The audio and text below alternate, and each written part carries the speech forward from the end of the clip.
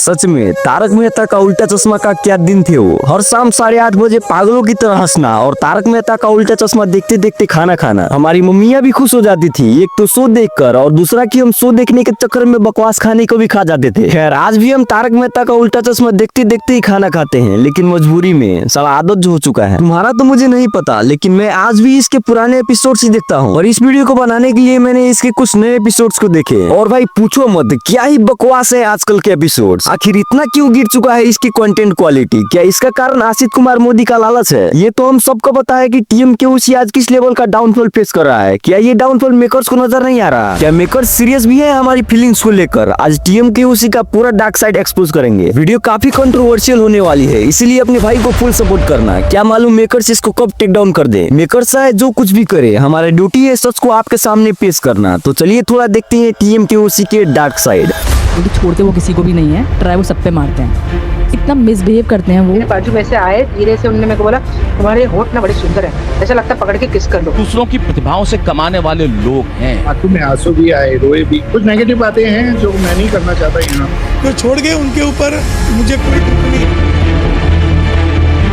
कुछ दिनों से टीएमके से जुड़े काफी कंट्रोवर्सीज बाहर आ रही हैं, वो भी दिमाग हिला देने वाली। नेहा मेहता जो कि टीएमके में अंजलि मेहता की किरदार निभाती थी, उन्होंने 2020 में शो को छोड़ दिया। उन्होंने मेकर्स पे ये एलिगेशन लगाया है कि उनके लास्ट 6 महीने के पैसे अभी तक नहीं मिले हैं। लेकिन मेकर्स का कहना ये है कि उन्होंने पेमेंट के लिए नेहा को कांटेक्ट करने की कोशिश की, लेकिन उन्हें कोई भी रिस्पॉन्स नहीं मिली। और इस बात में कितनी सच्चाई है वो तो हम नहीं जानते, लेकिन थोड़ा सा कॉमन सेंस लगाए तो पता चलता है कि मेकर्स झूठ बोल रहे हैं। अब तुम ही सोच कर देखो, ऐसा कौन सा इंसान होगा जिसे अपनी मेहनत का पैसा नहीं चाहिए होगा। नेक्स्ट कंट्रोवर्सी जुड़ी है शैलेश लोढ़ा से। शैलेश लोढ़ा ये टीएमके में तारक मेहता का किरदार निभाते थे और इन्होंने 2022 में शो को क्विट कर दिया। दरअसल शैलेश लोढ़ा ने लल्लन टॉप के इंटरव्यू के दौरान ये बात का खुलासा किया कि एक बार वो सब टीवी पे आने वाली शो गुड नाइट इंडिया पे एज अ गेस्ट चले गए थे, जिसके बाद इनको आसित कुमार मोदी और मेकर्स के द्वारा टॉर्चर दिया जाने लगा और इसी चीज से फ्रस्ट्रेट होकर शैलेश लोढ़ा ने भी शो को छोड़ दिया, जिसके बाद मेकर्स ने एग्जैक्टली नेहा मेहता की तरह इनकी भी पेमेंट को रोक दी। लेकिन हमारे मेहता साहब भी कहाँ कम थे, उन्होंने भी मेकर्स के खिलाफ लीगल एक्शन ले लिया और कोर्ट ने इनके हक में फैसला कर दिया, जिसके बाद टीएमके मेकर्स के द्वारा इनको 1.5 करोड़ रुपए दिया गया। नेक्स्ट कंट्रोवर्सी है जेनिफर मिस्ट्री से जुड़ा, जो कि एक बहुत बड़ा कंट्रोवर्सी है। शो में रोशन भाभी का किरदार निभाने वाली एक्ट्रेस जेनिफर मिस्ट्री बंसीवाल के ये केस ने हम सबको हैरान करके रख दिया। दरअसल जेनिफर मिस्ट्री ने शो के प्रोड्यूसर आसित कुमार मोदी पे सेक्सुअल हैरेसमेंट का आरोप लगाया है। जेनिफर ने बताया कि एक ट्रिप के दौरान आसित कुमार मोदी ने उनको अपने रूम में बुलाया था।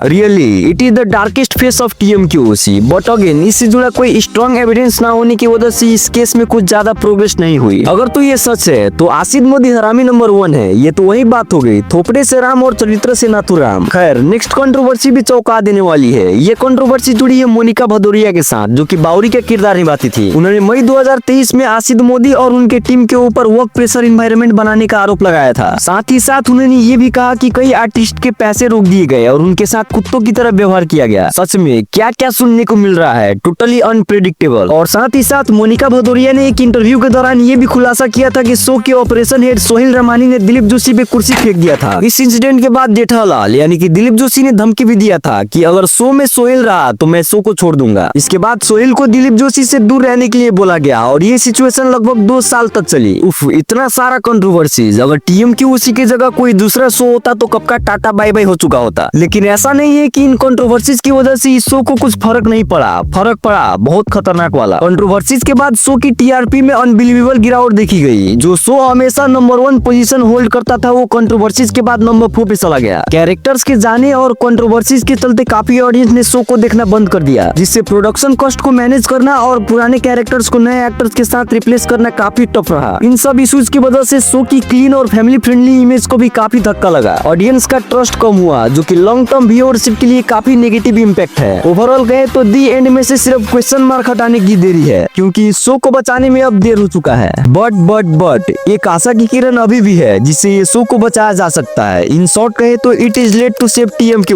But not too late. जी मैं बात कर रहा हूँ दया भाभी का। अगर तो मेकर्स इस साल कैसे भी करके दया भाभी को शो में ला देते हैं तो इस शो की पॉपुलैरिटी फिर से आसमान छू सकती है। आसित मोदी, अगर तो आप ये वीडियो देख रहे हो तो मैं आपके आगे हाथ जोड़ता हूँ कि अब तो ला दो दया भाभी को। अगर फीस कम पड़ रही है तो चाहे तो हम सबसे 100 रुपया ले लेना, लेकिन अब ला दो, क्योंकि मैंने एक आर्टिकल पढ़ा था जिसमें ये बताया जा रहा था कि दया भाभी ज्यादा पैसे का डिमांड कर रही थी, जो कि मेकर्स को बिल्कुल हजम नहीं हुआ। इसीलिए कह रहा हूँ चाहे तो पैसे हमसे ले लेना, लेकिन इस बार हमारी फीलिंग से मत खेलना। ये हमारी ओर से वार्निंग है मेकर्स को। क्यों, तुम लोग भी अग्री करते हो ना मेरे बात से? और फीलिंग्स की बात चली रही है तो हम उसे कैसे भूल सकते हैं? अरे वही पोपटलाल और उसकी शादी। पोपटलाल की शादी से पहले टप्पू सेना बच्चे से शादी करने के लायक हो गए, कोरोना वायरस आकर भी चला गया, और तो और MS धोनी रिटायर भी हो गए। अब तो मेकर्स से बस यही विनती है कि बस GTA 6 से पहले पोपटलाल की शादी करा दो। खैर सीरियसली कहे तो इस शो का डाउनफॉल के पीछे का ये सिर्फ 40% रीजन है, बाकी 60% तो इसका स्क्रिप्टिंग और राइटिंग है। सबसे पहले तो इन चूतिए स्क्रिप्ट राइटर्स को धक्का मार के निकालो, इनसे बेटर तो मेरा स्क्रिप्ट राइटर लिख देगा।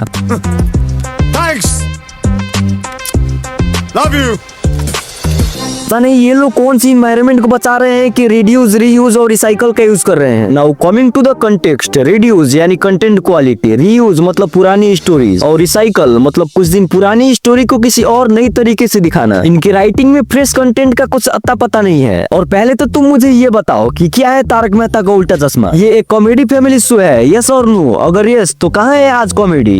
के उसी का मोटिव है दुनिया को उल्टी नजरिए से दिखाना। फॉर एग्जाम्पल रियलिटी में बुढ़े लोग ज्यादा सीरियस और ज्ञान पेलते हैं, लेकिन इस शो में बापूजी ज्ञान नहीं बकचोदी पेलते हैं। के उसी आज अपनी इसी मोटिव को भूलते जा रहा है, इसलिए अब तारक मेहता का उल्टा चश्मा का नाम चेंज करके तारक मेहता का सीधा चश्मा रख देना चाहिए। वेल, तारक मेहता का डाउनफॉल, कंट्रोवर्सीज और इसका सॉल्यूशन से रिलेटेड हमारा यही थॉट है। इस वीडियो को हमने स्पेशली मेकर्स को ध्यान में रख के बनाया है, इसीलिए आप इस वीडियो को इतना शेयर करो ताकि ये वीडियो मेकर्स तक पहुंच सके। क्या पता कल हमें फिर से वही पुराना वाला तारक मेहता का उल्टा चश्मा देखने को मिल जाए।